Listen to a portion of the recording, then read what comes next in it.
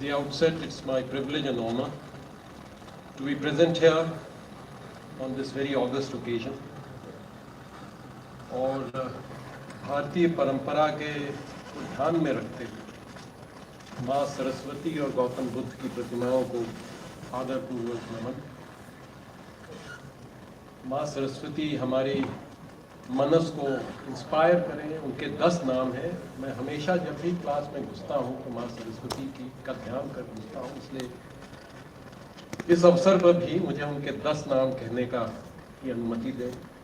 ओम महाविद्या महावाणी भारती वाक सरस्वती आर्या खान ब्राह्मी कामधेनु वेद गर्भा च धीश्वरी। वो धीश्वरी हैं, she is an inspirer of our mind. उनके शरीर से ज्ञान उत्पन्न। Sinha Professor Pavan Singh, after his very inspirational address, I am very humbled whether I will be able to say what I have to say. Professor Bhartwal for having coordinated this, Professor Sijaria, esteemed faculty and beloved students.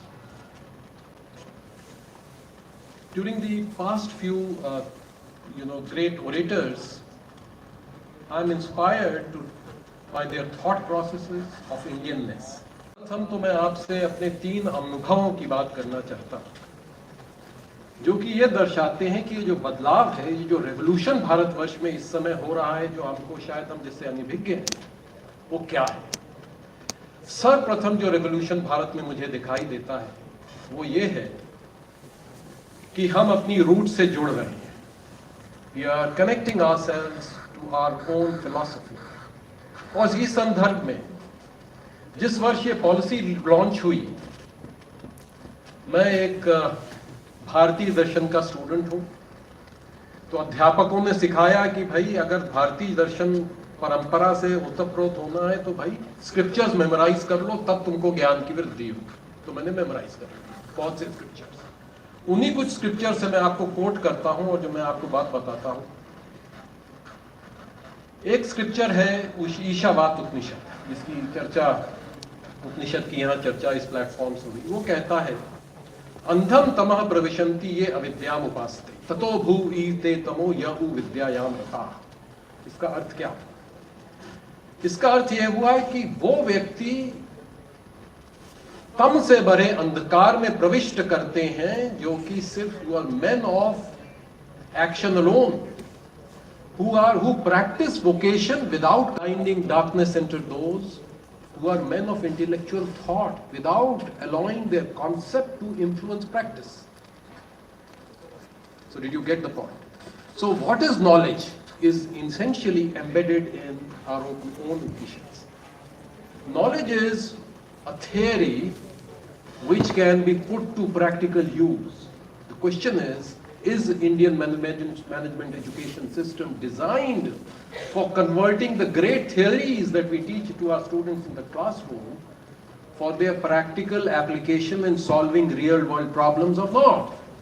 And the Upanishad says, Vidyam cha vidyam nastad vedo bhayam sa. The true enlightenment of a mind is the result of joining thought with action.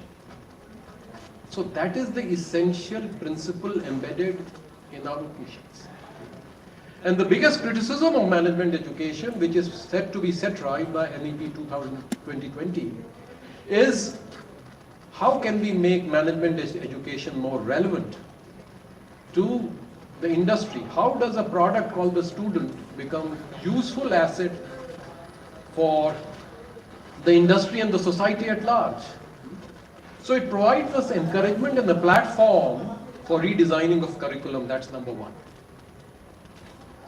Number 2, while on the same theme, I had the privilege to launch a course in IIM Lucknow, which is called the Wisdom of Indian Philosophy. अगर उसका हिंदी में अनुवाद करें तो उसका अर्थ हुआ भारतीय दर्शन की प्रज्ञा. And I was surprised that in IIMs we don't tell the students what they need to study in the second year. That's their choice. And so we have a very active market for bidding of electives.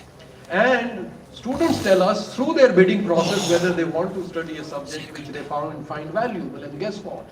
As Ma Saraswati would have it, this was a very heavily bidded subject, so much so that this year the students treated it as the best elective, which is non-conventional elective. And what was I teaching them there? I was not teaching them like a godman the concepts and the philosophy alone. What I was attempting to do was trying to demonstrate to them the relevance of the traditional knowledge systems with contemporary research-based A-category journal evidences, so that they actually have not only faith, but conviction is before faith. Doubt has to be overcome before you talk about faith. So linking management education to Indian knowledge system has one big challenge, and that is, how do we convince ourselves that the scientific temperament which has actually caused economic progress and prosperity to the nation can draw immensely from this wisdom? So that's the second challenge. So are we saying that the Indian knowledge system should replace all the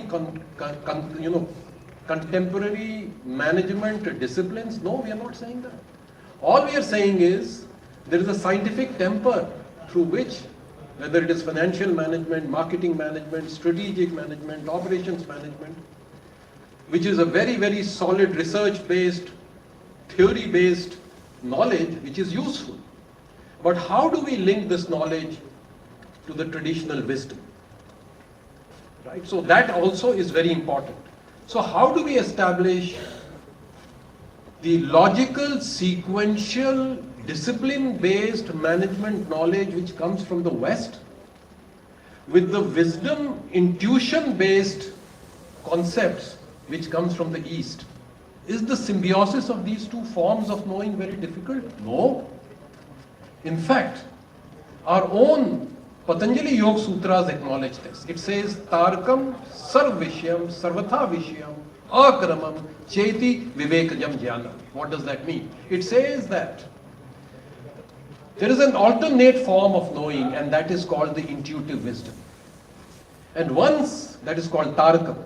And once you actually have the ability, what Professor Singh talked about, the meditative practices in the management education. Once you have the ability, your ability to sarvishayam sarvatha vishayam, all forms of knowledge and multiple processes of acquiring those knowledge become akramam. What is akramam? Without sequence. Is that far from the current neuroscientific evidences? No. If you look at your own selves, the left part of the brain has a competency. What is the competency it has? It has the ability of logical, sequential thinking, step-by-step learning. But the right part of the brain has another capability which the left doesn't have. And what is that? That is intuition. It is the ability not for analysis, it is an ability to synthesize holistic solutions. So shall we reject logical thinking and replace it with synthetic-based, solution-oriented thinking, or vice versa? No, we need both. Right? That is the future of management education. You will need to have strong research methodology-based techniques, which has, in the contemporary world, been dominated by Western thought. Yet, you will have to have also the ability of meditative practices and what we call as wisdom. It is undoubtedly the case that when we talk about vision, where does the vision reside? It resides on the right part of the brain. That's where its center is. And why is it there? Because that's the seat of experiential, practical, learning-based knowledge.